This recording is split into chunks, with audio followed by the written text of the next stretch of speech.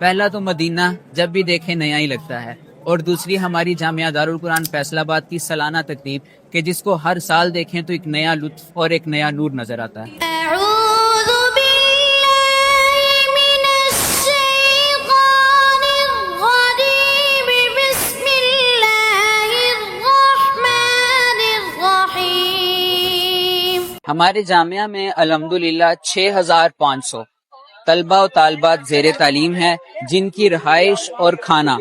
جامعہ نے اپنے ذمہ لیا ہوا ہے۔ اگر ایک مختصر سی بات بتاؤں آپ کو تو وہ یہ کہ جب ہم پہلے دن یہاں پہ آتے ہیں، کسی مصلحت کے تحت بچوں سے صرف 530 روپے لیے جاتے ہیں، جس کی تعلیمی رپورٹ آتی ہے، اور وہ بھی بچے جاتے ہوئے اپنے ساتھ لے جاتے ہیں۔ آپ چاہے جامعہ میں 10 سال پڑھے، 12 سال پڑھے، 20 سال پڑھے،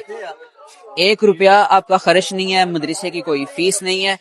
ایون کہ جب آپ یہاں سے فراغت اختیار کرتے ہیں تو مدرسہ آپ کو جو دستار دیتا ہے وہ بھی اپنی طرف سے دیتا ہے۔ وما اور هذه الحياة الدنيا إلا لهو ولعب وإن الدار الآخرة لهي الحيوان لو كانوا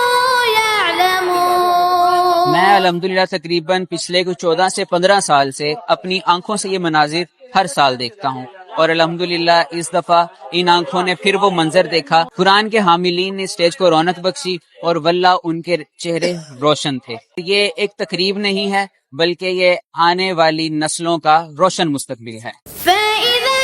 ركبوا في الفلك دعوا الله مخلصين له الدين فلما نجاهم إلى البر إذا هم يشركون ليكفروا بما آتيناهم وليتمتعوا فسوف يعلمون۔ انسان زندگی میں کوئی بھی چیز ایک دفعہ دیکھ لے، 2 دفعہ یا تیسری دفعہ تو اس کو کوئی رغبت نہیں رہتی، کوئی شوق نہیں رہتا، لیکن میرے زندگی میں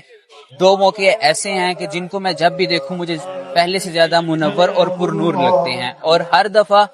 ان کی روشنی میں، ان کے نور میں اضافہ زیادہ لگتا ہے۔ پہلا تو مدینہ جب بھی دیکھے نیا ہی لگتا ہے، اور دوسری ہماری جامعہ دارالقرآن فیصل آباد کی سالانہ تقریب کہ جس کو ہر سال دیکھیں تو ایک نیا لطف اور ایک نیا نور نظر آتا ہے۔ أَفَلَمْ يَرَوْا أَنَّا جَعَلْنَا حَرَمًا آمِنًا وَيُتَخَطَّفُ